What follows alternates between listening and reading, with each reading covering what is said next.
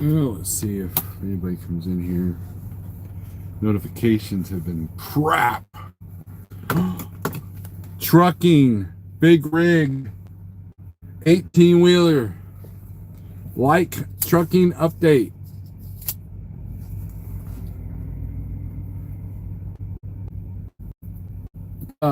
Daniel Adami, next gen. Craig Head, Rican Trucker, what's up? Ryan Garner, Air Vaqueros, Booby, Southbound Hey, I'm back. I am back. Pale Rider TV Trucking. John Citron. Hey, John, how's it going, man? What's a big orange street now? As you can see, we are in the truck. We are at the shipper. Am I working this weekend? Yes and no. I pick up a load, and then I'll go to Tulsa with it. I'm doing all right, Jeff Perkins. I'm doing all right. Serena is in the house. Tracy H, what's up? Serena, I haven't kept up with you guys. Are you guys rolling in good? I think I saw you guys do a update on Instagram. So we got the truck back from the shop, and those of you who watch Jeffrey Like, you probably knew that I was kind of like, and anybody who's talking to me privately. And so let me explain what happened, all right? So as I was on my way from the first stop in Arkansas to the second stop in Arkansas,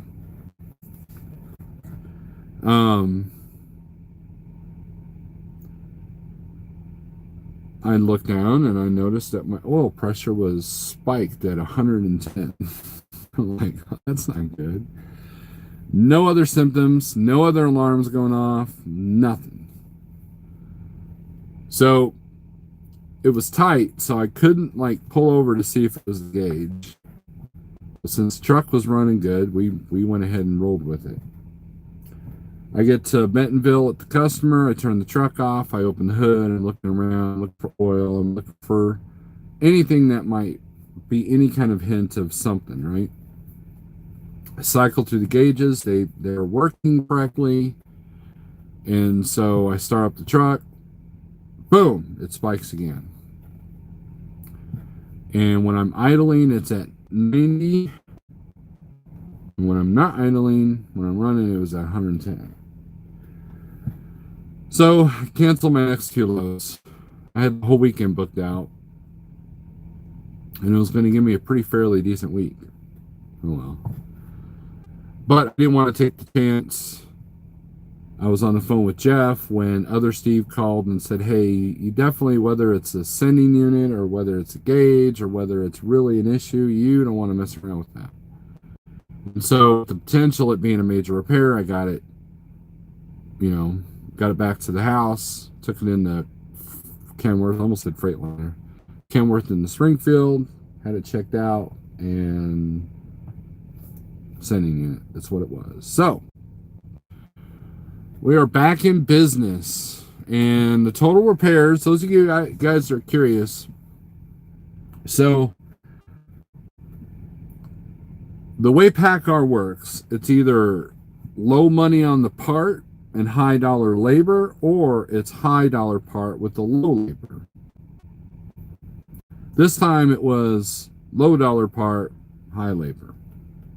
It was $71 for the part and $255 for the labor.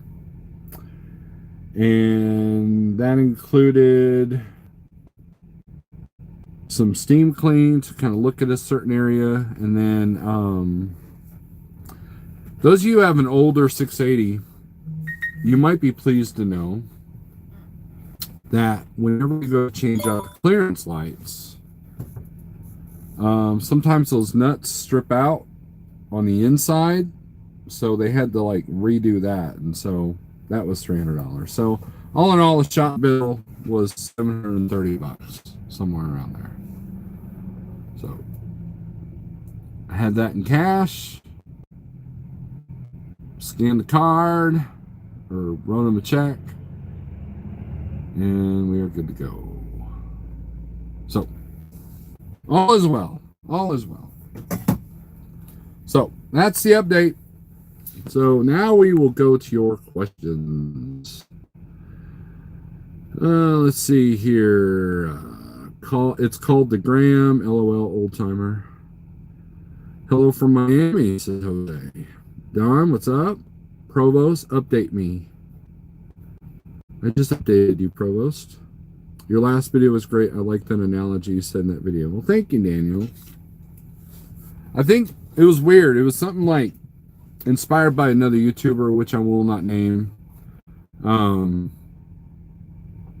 But I was just out there, and I don't know, I just had to clear my head on a few things, right? Because if this was a major repair, we would have to make some decisions. There's always that fine line of whether you repair or you replace, right? I know Roscoe has talked about if he blows his engine, he's just going to buy a new engine, right? Do a rebuild. But for me, I don't know. We can do the math. We can go back and forth all day long. It just depends on the situation. Depends on what the truck needs and all that. But this truck is approaching 600,000 miles. And, it's a lot. It's a lot. Anthony Blackbeard's in the house. Big Houston, Scott SRO, Jason Perry, TJ Jones, Denise White, thank you. I am glad I'm rolling. Under 1,000? Amazing, right? Logan, what's up? Yeah, it would have only been 300 except for the light. The light, it's kind of ridiculous, right? Because it's more and more where you can't even do simple repairs for yourself, right? And what I found is I bought torque wrenches, but I did not have the 4-star that these lights are put on with. I had the 5-star. So, and I've already replaced one of the clearance lights. I did that last year, or actually when I first started here at Like Trucking. And if you look at my truck, it looks stupid because they had to put like regular bolts in. And because of the way they had to put these new nut certs in. And well, the same thing happened on the other side. So now sometimes the light will work, sometimes it wouldn't. No, my luck, I get to a way station. Hey, you got a light out. Well, it was working 5 seconds ago. Doesn't matter, right? You can literally tap a light at the way station and it'll turn on. No, it wasn't lit when we asked you for it to be lit. So I went ahead and had that taken care of as well. And they said that there was water getting in. I should have had them replace the middle one. The middle one's been working, no problem, but it's just as old as the other one. So, and I never did find the wrench that I need for that.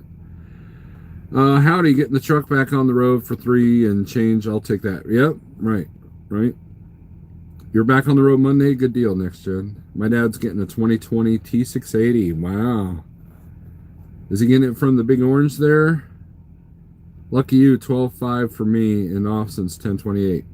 Man, Brian, I don't know how you do it, dude, because the repairs are one thing, but that downtime, man, that downtime is what kicks you, man. It's like a lot of people are like, well, and by the way, I'm waiting to get a doc assignment. So if I suddenly get a phone call and this thing ends, that's what's going on. But let's do some checking out here. A lot of people are, well, I'll just have warranty cover it. Well, the problem with warranty is that it doesn't cover your downtime. Insurance doesn't cover your downtime. And if you're like strapped for cash, living settlement to settlement, and your business is barely afloat, and you have something that's unforeseen, like someone hitting you at the truck stop or hitting a deer or a big breakdown that goes beyond your capabilities, that can be a problem. I mean, you might have somebody ready to write a check for you, but it's not going to cover downtime. Not bad. I got towed. That cost me $547 for 30 miles and a damaged tied rod from the towing, and it was a valve in the Delco that went bad. All of this day before Thanksgiving. Jose, wow. I would think that the tow company would have to pay for that damage. Depending on the engine break-in period is 400 to 500,000 miles. Yeah, SFI. Okay, cool. Well, I hope he enjoys this new 680. I love 680s. You know, someone asked me today, what would I get if I replace this truck? And I said, oh, it was Southbound J, I think. And I said T680. I love the interior of this truck. I definitely want the table, and I would get the swivel seat next. But now, would I get a PACCAR? Who knows?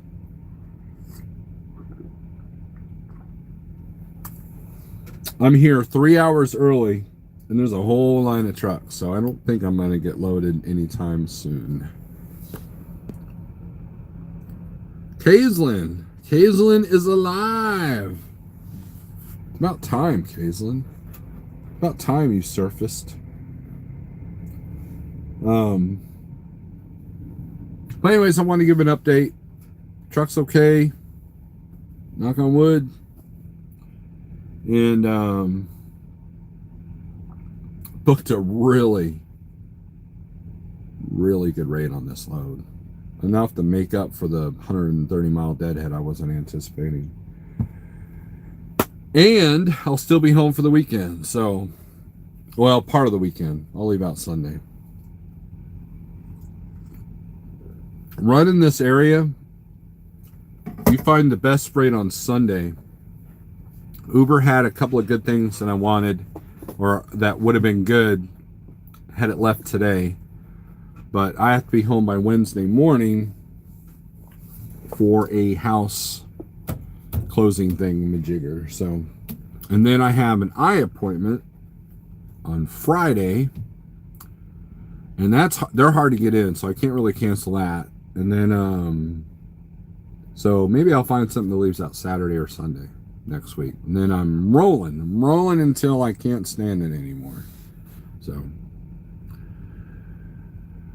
Brian Garner, nope. Kevin, what's up? You are not alive? Okay. Well, hello, Ghost of Kaislyn. Tow company should pay for it if you could prove it wasn't damaged before, just saying, because I had to deal with that. It's a swivel seat with an X15. Wow. Oh, wow, Logan, that's really good. See, there you go. That's how you do a Schneider. That's how you do a T680. The new X15 with the swivel seat. There you go. Been out over 30 days. I hope to remember how to drive. No, you forgot.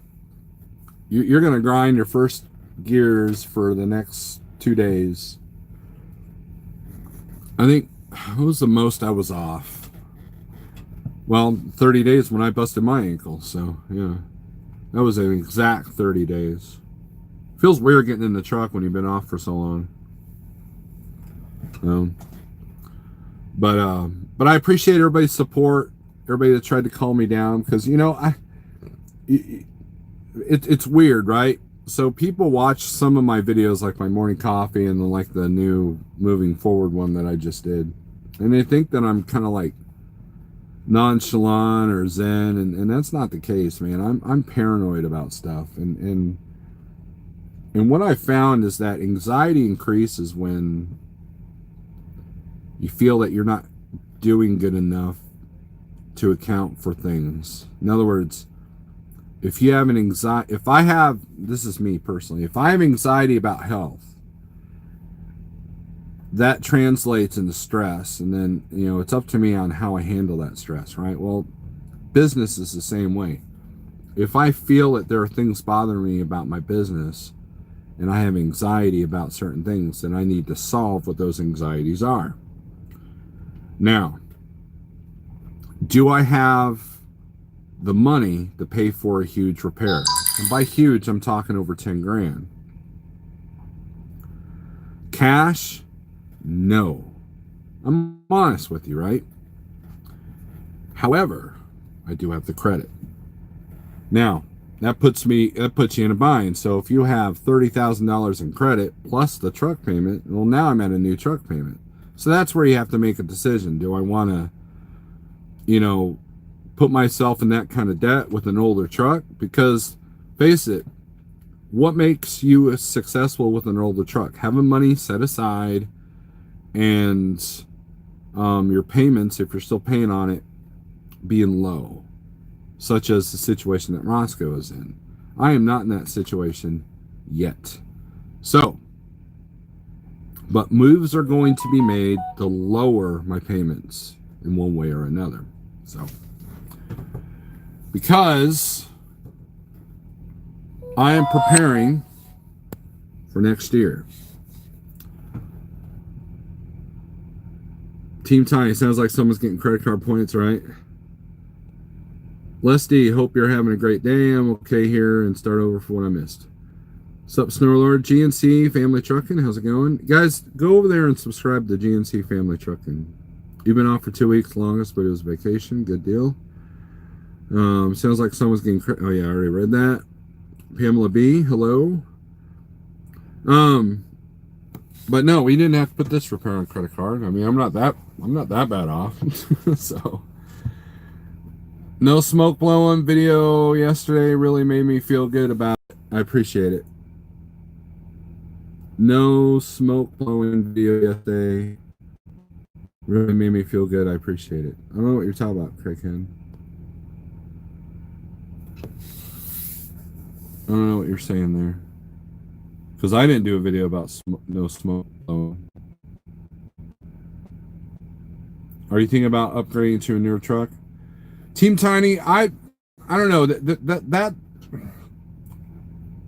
Here's how. Number one, buying a truck on your own, whether you got the cash money in hand or not, is a huge pain in the behind. Everybody I know that goes out and gets financing, buys their own truck. They will. I tell them, hey, you bought a truck before? No. Okay, well, it's a huge pain in the behind. Oh, Steve, whatever, and they come back a month later going, dude, you weren't kidding, right? And so it's not like it's an easy fix. I remember my dad, he had a Ford Ranger, and every 2 years the transmission would go out. And so he'd go in and they're like, hey, for an extra $20 a month, you could be in a brand new one. And he would do it. I mean, he literally would go in for a repair and then leave with the new pickup. It's not the case with commercial vehicles. And so the determining factor is costs. So if I had to buy a brand new truck now, I do not have the 20% down that it would take to get the payments within reason. And that's the key. I know someone that traded his older truck in, still owed on that older truck, did not have enough equity in that older truck, and so basically he got the new truck plus the debt from the old truck tacked onto that loan, and no money down plus the debt from the other truck, and his payments were crazy high. Now, if your payments and costs are so high that you cannot account for any days off or any home time or anything going wrong, warranty or not, that's a problem. And I don't want to put myself in that position. Number two, every truck, whether brand new or used, is going to have a certain amount of maintenance and repair every year. And you have to determine if that amount surpasses what your truck payment is. In other words, so like if you combine my truck payment with all my repairs and maintenance, I'm out to $2,500 a month. If I was to go out and buy a new truck now with no money down, which I could do, I'm probably looking at about $38 a month, right? That's not worth it for me. Okay, not to mention that's a 6-year note that that ties me into this for 6 years with no room for error, right? No death in the family, no family emergencies, no home emergencies, no flexibility on home time, that kind of thing. Because just because you're self-dispatched, just because you control your fate, does not mean that you don't have to work. A lot of people mistake those two. I did, right? So my Peterbilt, what made me determine that I needed to buy something new is I saw things coming down the line, and that truck had cost me $40,000 maintenance, repair, and truck payments in 1 year. To me, I was paying the same. That came out to about $3,800 a month. Now the problem is that you aren't running like you have a $3,800 a month truck now, nor does that truck like running for $3,800, like you need to pay for that. So it was time to upgrade, and so I got better fuel mileage, I got a lower truck payment, and I started putting money in the bank again. So whenever the business is in the red constantly from the truck, then you have to determine whether or not it's worth it to replace it. Now, if you go new or used, it just depends. Whatever you get a warranty. A used truck, you could be running into more problems, but a new truck has problems too. Just ask Provost. So, but a used truck can have problems too. Just ask Berger. So.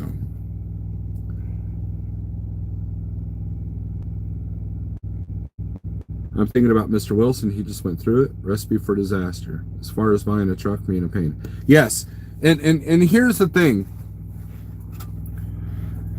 When you have no money down, when you need no money down, there is absolutely no negotiating that you can do. You absolutely have no leverage because they don't care about your credit. Like a regular car loan, they love giving people with good credit the biggest car loan that they can get, right? No money down. They want you to have no money down because they can make it on the interest. When it comes to commercial vehicles, if you get something no money down, your interest rate is going to be through the roof. For example, this lovely white box behind me. The interest rate would make you go, what? Because I got it no money down. So I remember when before I bought this truck, I was looking at a brand new T680. And I think the payments would have been around 26. That was what we were negotiating, the interest rate and everything, right? And the problem is my Peterbilt only gave me 15 for a trade-in. Now, could I have sold it privately for 20? Maybe. But 5 of it went towards paying off the truck. So basically, I literally gave them $10,000 down. And then I needed to add a $10,000 APU.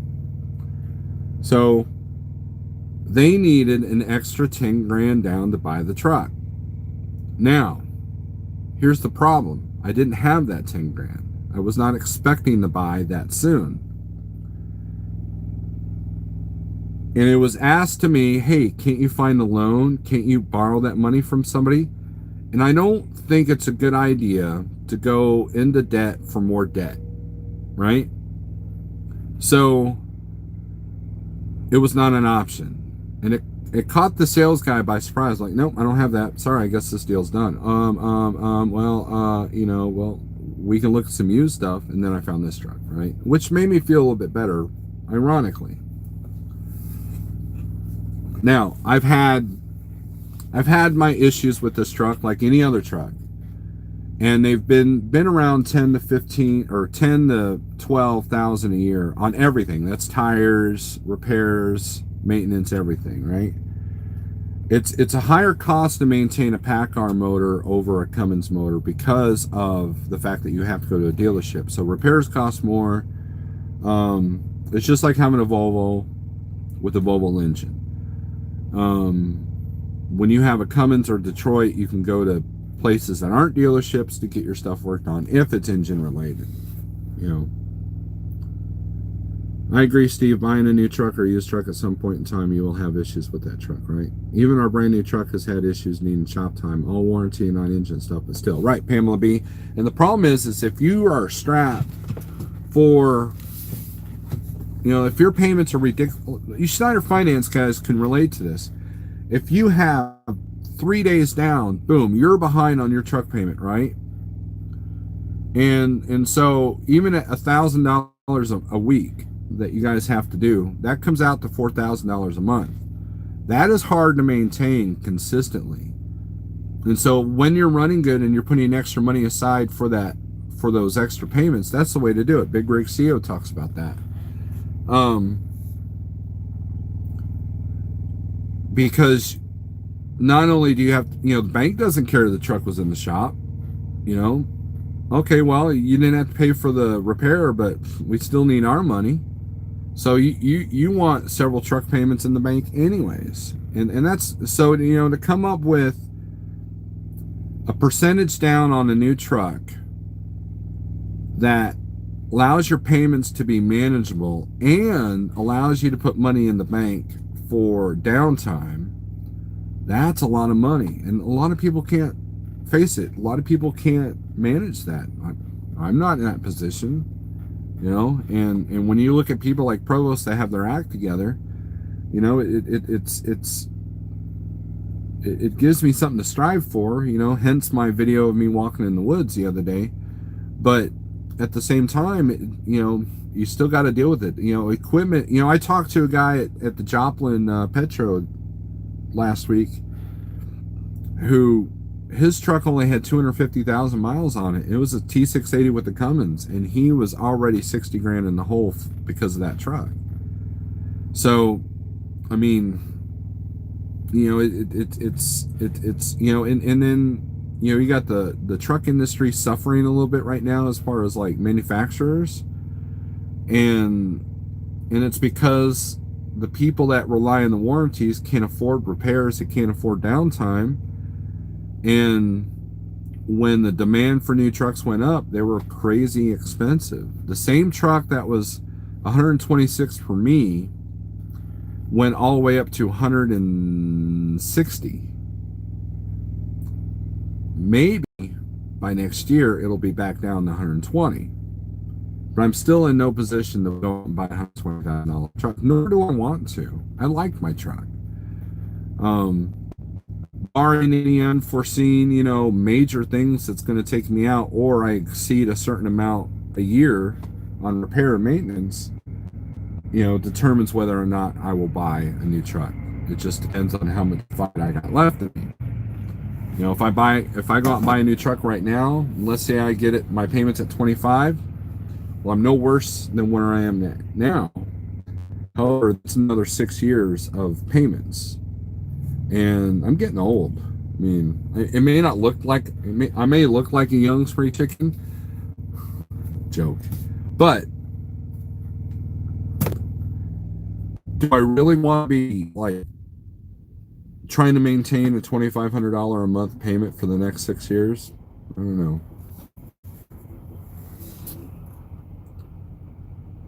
Michael, what's up? So there's this, and that's how the dealerships will sell it. Well, if you get a new truck, it's under warranty. You can get the most killer bumper to bumper, 600,000 warranty on everything, and you don't have to worry about anything but tires and brakes, right? Wheel seals still go out. Does warranty pay for that? Tires still get blown with debris in the road. Deer will still aim for your truck, right? And so if you got no meat on the bone and you have to run like the Dickens to make that payment, that's the one thing that takes people out. It's either maintaining the equipment or not being able to afford the equipment. And there's a reason why these high-end leases like SFI and Prime and all that are weekly, is so you keep going, right? And if you got high truck payment and you're not in a lease situation like that, you have to have the mental fortitude to do that on your own, which, I'm seeing 2017 T680s, 220, 350 with manufacturer warranty for 70. Truck notes about 1500. That's about right. And see, in Team Tiny, I would actually look into that. But you get the luck of the draw. So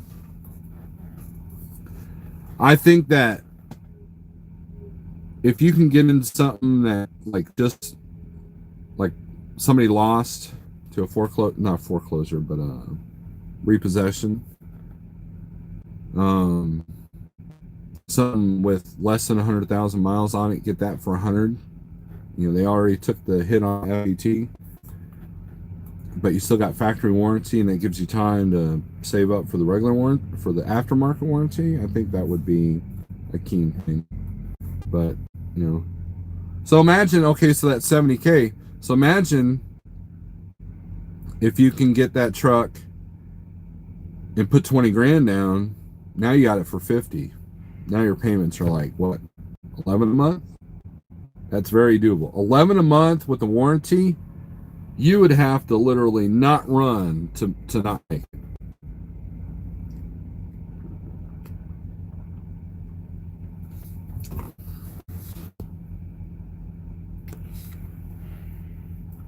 Can you pay a monthly truck payment weekly to a bank? Big Houston, why would you want to do that?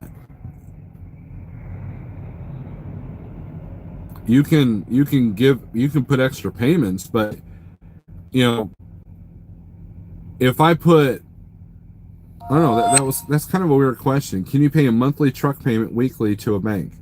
Yeah, you can pay off a truck quicker. You know what you can do is you can put that money into a separate account, right? And every week put like an extra $1,000 away. And then let's say after a year you've got what? Enough money to pay off the truck. Then you write a check, boom, you're good, right? Pay it off early. And there's a process where you can get the truck refinanced where payments are lower, but you're still putting the same amount of money back. Therefore, so when you have that big breakdown, like what Schneider did, when his truck took a $20,000 dump on him, he was able to pay cash for it because he was putting extra money aside for that truck. So that's the key. And that's what you want to do. You want to have your payments down enough that you can put extra back. You can put extra back for repair because warranty or not, you have to be putting money aside because tires can cost anywhere from $3 to $5 grand, and you're going to replace them every 2 to 3 years, depending on how much you run and all that. So, you know what I mean. It's all on how you allocate money. And if you're not good at money management, and I've been known to be bad at that, you know, it becomes a lot more difficult. So when something big comes along and you don't have the credit or the money to fix it, you're out of business, right? And you know, you learn. You know, you lick your wounds and you try and get up, try again, right? Nothing witty. I'm here. What I miss? Anyone needing my outpatient procedures done today? You ain't that old.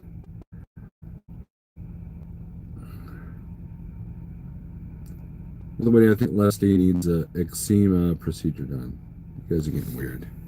So, but that's the update. And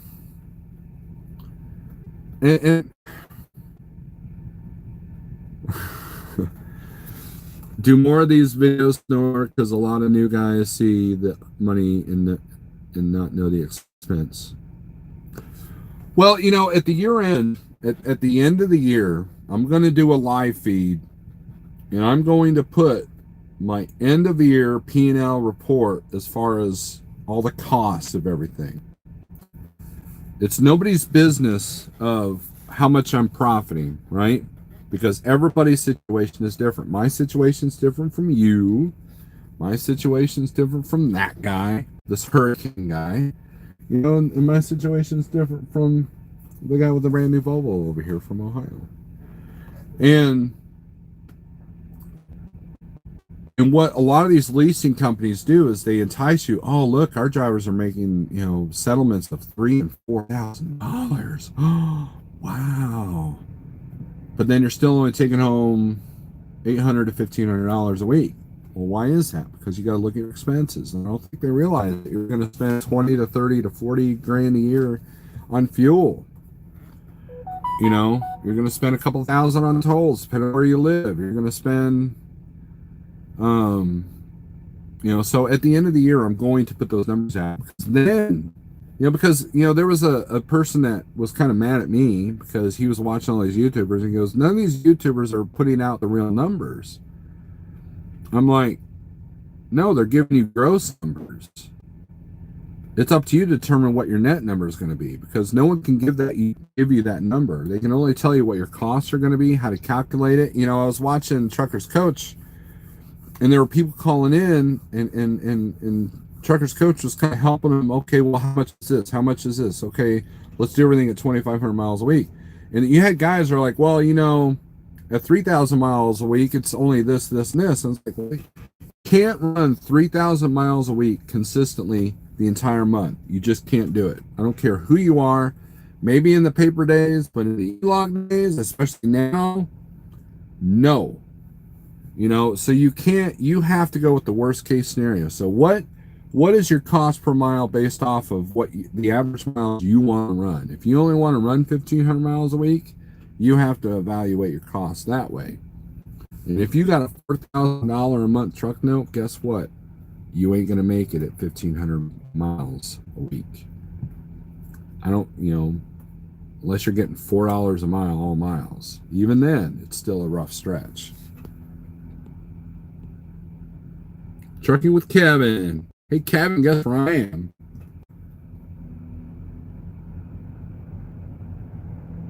Yeah, I know what you were talking about last week. You guys are just getting weird. Steelers fan, hey, what's up?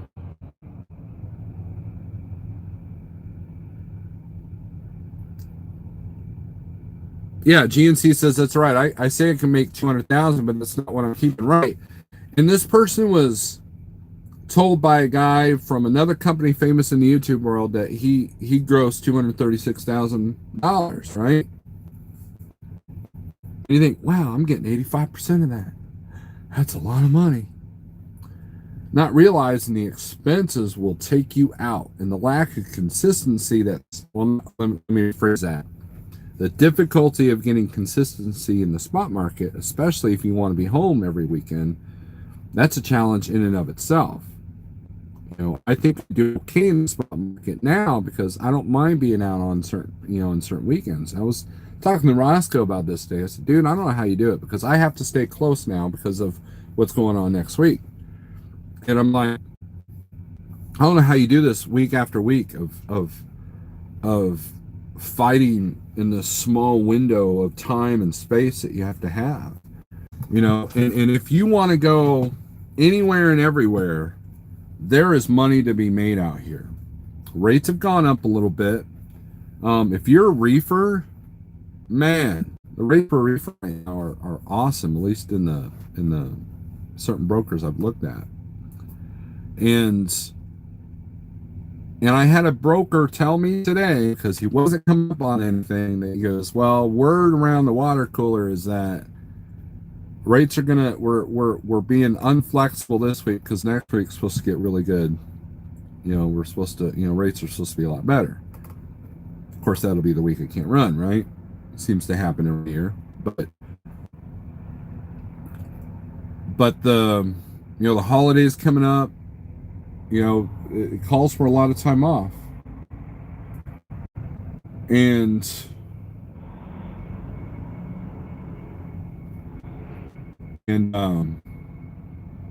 sorry, I'm distracted. Green Miles truck. He's already got his tandem slid. It's going to make it a little bit harder for him there. But I've lost my train of thought. But you look at these guys and say, well, I gross over 200,000. Well, what did you keep?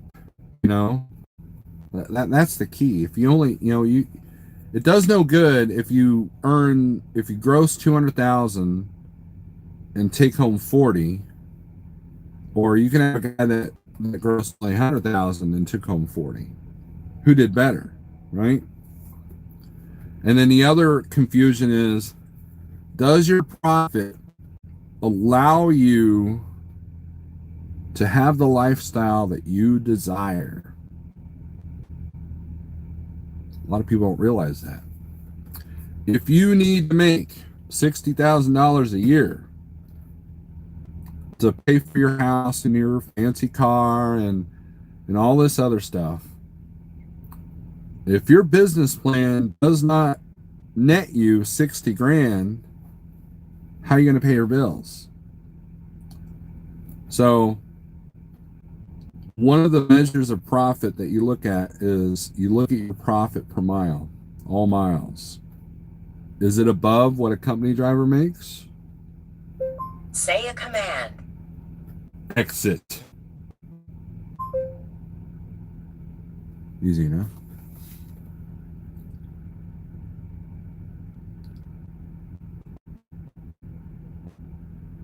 It's weird because many of them don't know their own numbers as speculated worst case scenario. Right. I was talking to a friend of mine who said he worked for a CDL school, and he was talking to guys that were already like, I'm going to drive for 6 months and I'm going to be an owner operator. And trucking's a weird business that, like if you want to get a loan for a bank, from a bank to open a store, they want a business plan laid out, and you come in there realizing that you're not going to make any money for the first, however long time, right? Well, trucking's no different.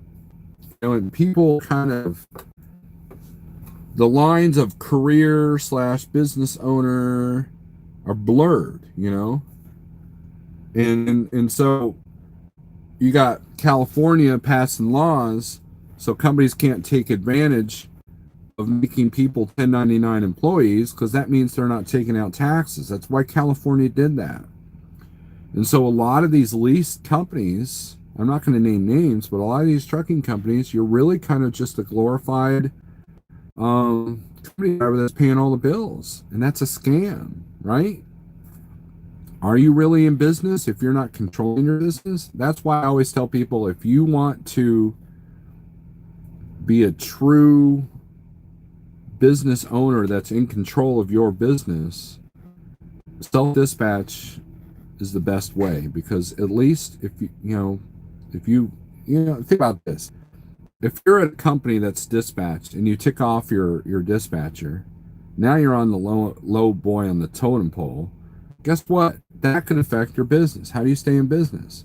So if you're being told when and how and what to do, then, but you're paying the truck payment, you're paying for the fuel, to me that seems that doesn't sit well. Schneider,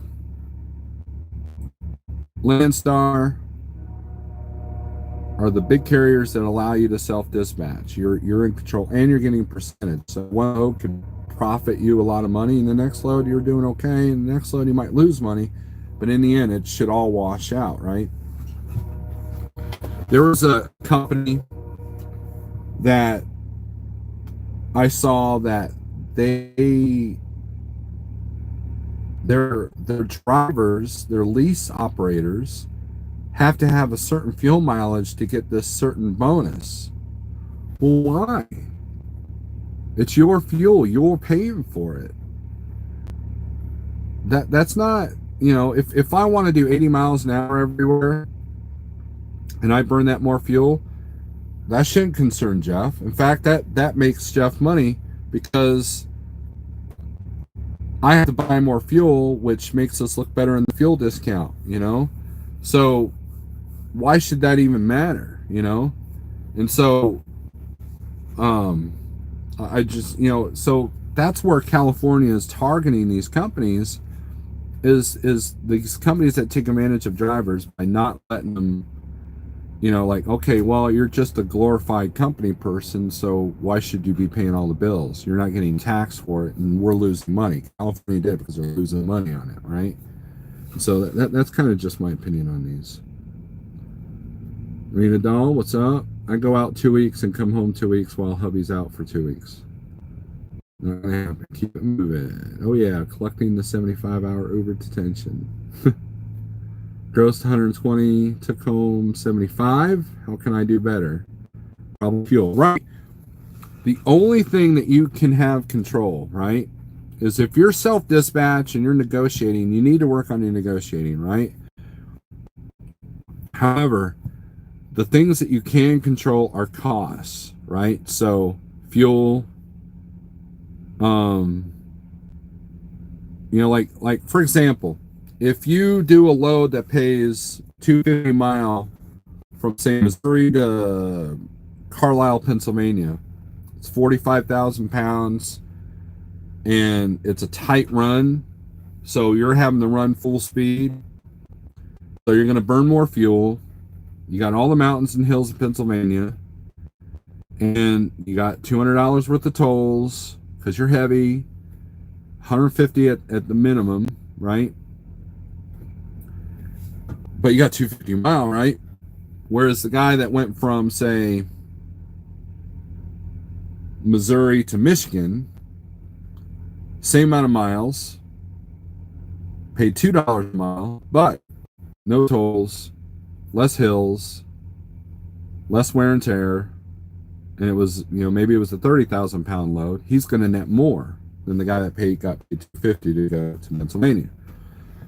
So there's those factors, and all you're doing is you're controlling your costs by making those kind of decisions.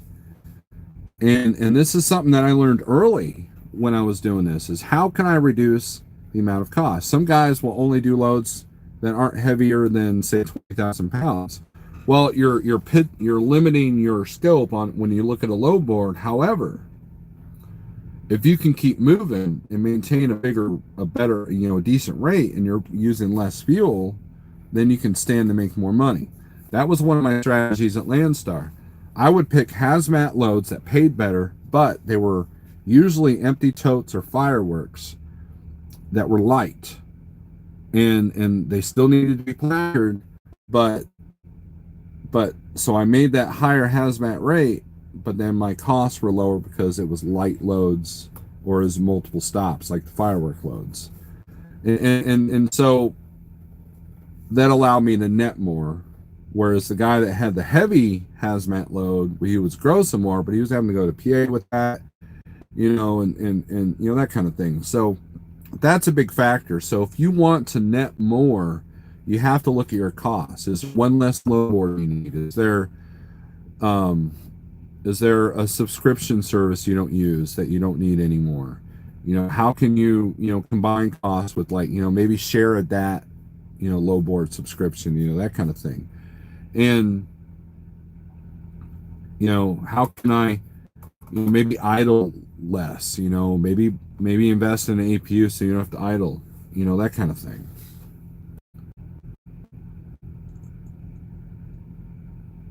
Provost is averaging 8.6 lifetimes so far with the Volvo, right? And the whole, what's up? And fuel is your number one cost, so it makes sense to me that you want to do everything you can to reduce that cost, and because an extra 5 miles an hour is not going to get you there much faster, but you're going to burn way more fuel, and that's a lot of money. It might only land you like $10,000 in a year, right? $10,000 difference. However, now you're, instead of 75 or 85, right? So if you save 10 grand in fuel in 1 year and you gross exactly the same, you just gave yourself a raise. See how that works? And so if you're a young guy who is determining whether he wants to start a business, you have to look at what the costs are. If you're running between 2,500 and 3,000 miles a week, you're going to burn about $1,500 in fuel. If you got a big hooded truck or an older truck, it's going to be higher. If you are driving a truck like what Provost is demonstrating, it's going to be lower. But you're still, a good safe number is $1,000 a week. So if you got a truck payment that's $1,000 a week, and you have fuel that's going to be $1,000 a week, that's $2,000 in fixed costs before you start to see any money come in your hands. Now, if you're paying for low boards, insurance, trailer plates, all that stuff, a lot of people don't realize that. They don't do business plans. I didn't do a business plan. I went into it willy-nilly, and it almost cost me. It did cost me. And luckily I know how to swim a little bit, so I've kept my head above water. I've kept hope and faith alive as I'm going around that corner like I demonstrated in my video. 60% net margin. There you go. And that's pretty good. Especially, you got guys, we're all driving depreciating assets. And costs keep going up. Tolls, fuel, maintenance, repairs. And the likelihood of something negative like deer, people hitting your truck at truck stops, taking out a light pole, a lot of that's increased. That risk is increased as well. If you're doing a lot of city driving, like New York City or Chicago or Los Angeles, there is more chances of stuff going wrong with that than some guy that does warehouse to warehouse between, Tulsa and, Columbus, right? So, but still, things can happen. If you do a lot of overnight driving in the wilderness, you're more likely to hit a deer than, say, somebody that's, in and out of Phoenix a lot. You know what I mean? So you have to determine what your risk. Where you live is a big part. If you have a high dollar truck and you live in Florida, you're going to suffer. You're not going to see the home as much as you want, or you're going to have to be able to go at a lower rate. Not that it will save you anything, but if leased onto a company and knowing when they cut the fuel card expense from your settlement could help some understand not to fuel up before getting home. Sometimes you got to floor it, especially team loads. We usually run 62 to 63, but this last run we were going 70, 72 to get there on time. Yeah, and that's the other thing. I try not to book myself that tight, but sometimes it happens. I remember one time I booked a load out of Big Springs, Texas, and I had to be in Oklahoma City. It was like a ridiculous, luckily Texas has a high speed limit, and I did the speed limit the entire way there. 2,000-pound load. But man, I got there 15 minutes late. And the guy was so impressed when I told him what time I left. He's like, you know what? I'm not even going to count you late, man. Good job on you. Backing in the door, whatever. And, you know what my fuel mileage was? It was like 5. It was from the Peterbilt. It sucked. So I didn't net much off that load, I floor it all the time. Could do better if I slowed down, says Pro. So we'll see. There you go. So if your costs became higher than you want them to be, you know how to reduce your costs. So if you're having a tight month, you know that you can slow down and make that extra money. A lot of people just can't grasp that, But knowing that could put you at home with more of your money, right? I'll be back. If you're still on, need to check in. All right, GNC. But and sometimes you have to floor it, because sometimes the money, like I was looking at loads today that had like an hour. You had to be there in an hour, that were paying really well. It's like, I don't know if people dropped off these loads at the last minute, or if the broker kind of pushed the game a little bit. I've had that happen. I've seen brokers like have loads. Hey, I got a load picking up at 4 p.m. today, and it's like 1, and I'm an hour and a half away. And I look at that load and I'm like, I'll do it. I'm an hour and a half away. I can go pick it up. And no, we're going to hold out on this rate. We're going to hold out on this rate. Next thing you know, now they got to pay an extraordinary amount because now there's no one left to do that load. They pushed it too far. And, trying to get that low number. And I witnessed that 3 times today. So, and I'm taking advantage of this one. So I watched this load go up and up and up. I'm like, you know what? I'm not even gonna barter with this. And I hit the book it now. We were good to go.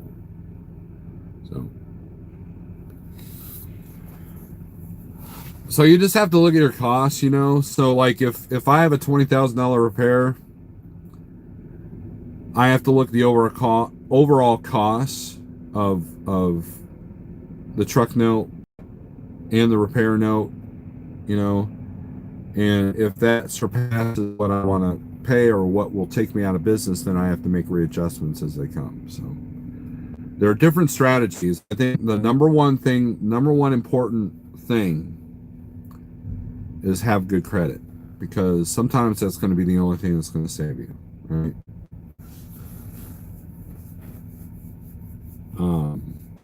If you don't have good credit, you're at the mercy of a company like SFI or Prime. Now, I'm not saying everybody uses those has bad credit. I'm not saying that at all. What I am saying is that you're giving an umbrella, you're giving a safety net. And so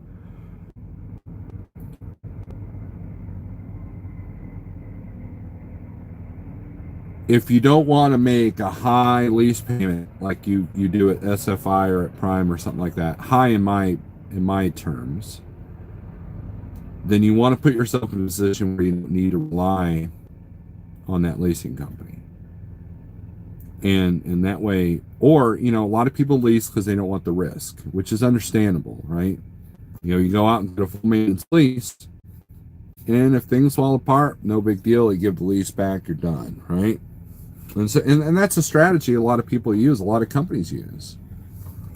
And there's nothing wrong with that, but you're going to pay for that lease. It's going to be a higher amount. So, you know, just keep that in mind.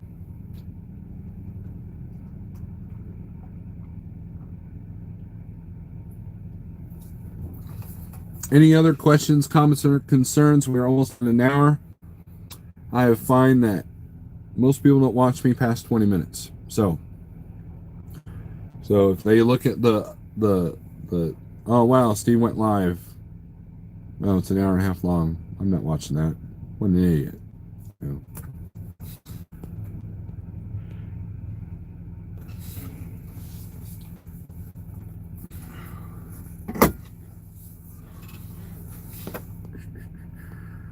You guys are quiet all of a sudden. What's going on with that? Somebody else go live that hates me or something? I would, you know, here's the thing. I would love to have a new truck, but I really don't want another 6-year note, and I don't want my monthly cost to go up. You love the nature area video?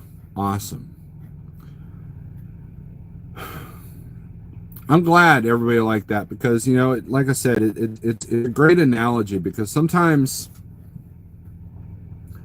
you almost have to just look down at the path in front of you and know that as long as I stay on this path, we're good. And you almost have to have that, like what GMC said, you almost have to have the blinders on to look forward, ignore the noise, ignore what everybody is trying to pull you one way or another, because face it, there's a lot of people that want to sell you products, that want to sway you into getting their products or services, and so they might give you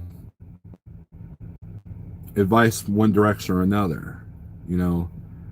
And for example, like there was a news report today about how the fear of people stealing your packages, and that you ought to, that Nest has done this whole thing with the police department where you can like access this stuff, right? It was a news report, but how do we know it wasn't like Nest going, you know what, ABC, we're going to give you a ton of money. You're going to make us the most popular anti-theft security system out there, right? So was ABC biased? Because all they did was mention Nest. There's other similar products. They didn't say a general security system. They were only mentioning Nest. So to me, it seemed like a big commercial for Nest. And so, you know, how about giving us true security advice on how to prevent packages from being stolen. What can you do for that? Not, oh, hey, by the way, if you get the service, you can tap into this, whatever. That seems biased to me. And so there's a lot of that information. If you got bad credit, banks want you to, well, yeah, man, we'll give you a loan. We'll give you a $10,000 loan for that repair, but it's going to cost you like 38% interest, So a $10,000 loan, now costs, way more. And so like you got to be careful. Hey, you got bad credit, we'll give you a loan. You think they're doing you a service? They think that they're doing you a favor. Well, not without cost, So you have to be careful about biased opinions. What are they motivated? When someone helps you, what are they motivated with? So, and that's where that's getting harder and harder to find, is finding unbiased, honest advice. If I slowed down more, I could probably get close to 8.5 to 9. Stay away from distractions, right? I dislike payments too much. I'd rather overhaul. It came in late. I want to rewind the video. Cool deal. I don't plan on the private this video. I watched a guy at Kenworth. He got a Cummins motor rebuild it was like $38,000. And that's fine and dandy. So let's say you got a paid off truck and you have to get a loan for that $38,000. Well, now divide 38 by however many years the loan is. That's your new truck payment, right? But here's what a lot of people don't realize, myself included. It's not just the motor that will give you issues. These motors are more reliable than they've ever been. However, DPF systems, after treatment, turbos, alternators, differentials, drive lines, clutches, transmissions in general, axles, bushings, hubs,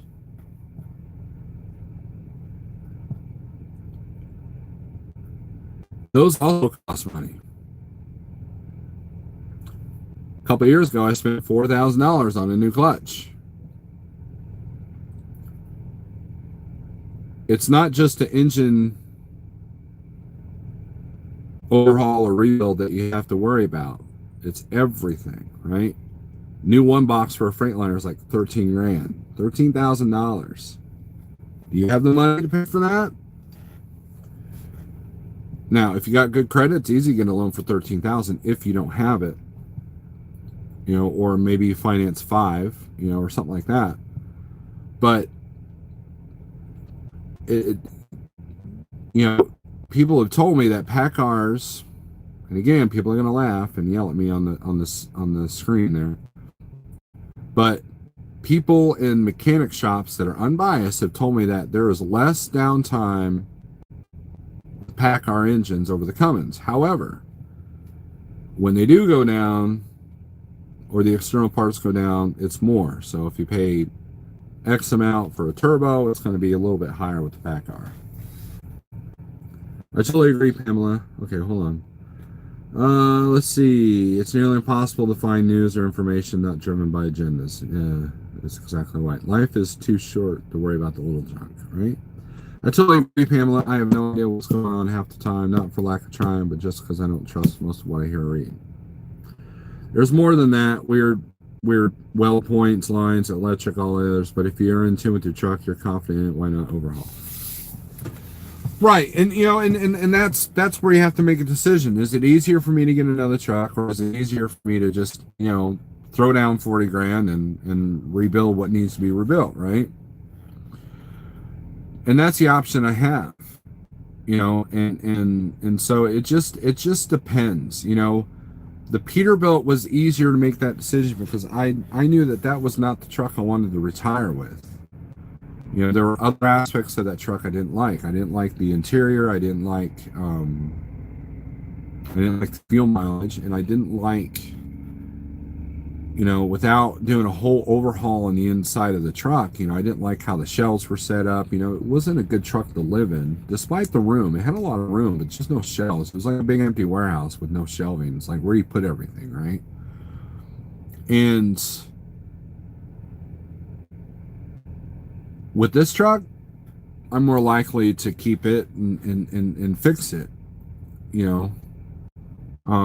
But where you can run into problems is, let's say you do an engine rebuild and that costs you, you know, 38,000, and then all of a sudden your driveline goes out. Well, now you're out another what, 5, you know.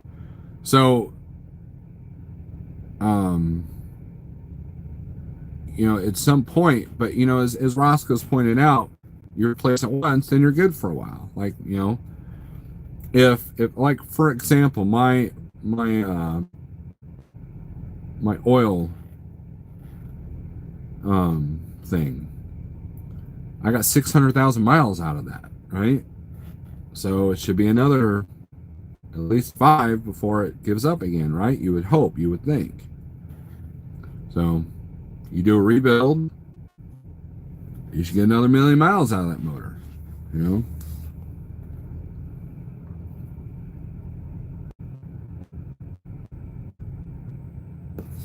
So anyways, guys, thanks for watching. If you made it this far, thanks for watching, and I appreciate the back and forth feedback. This was a time killer for me. I thought I'd give an update because I know people were like, oh, Steve, what's the latest on the truck?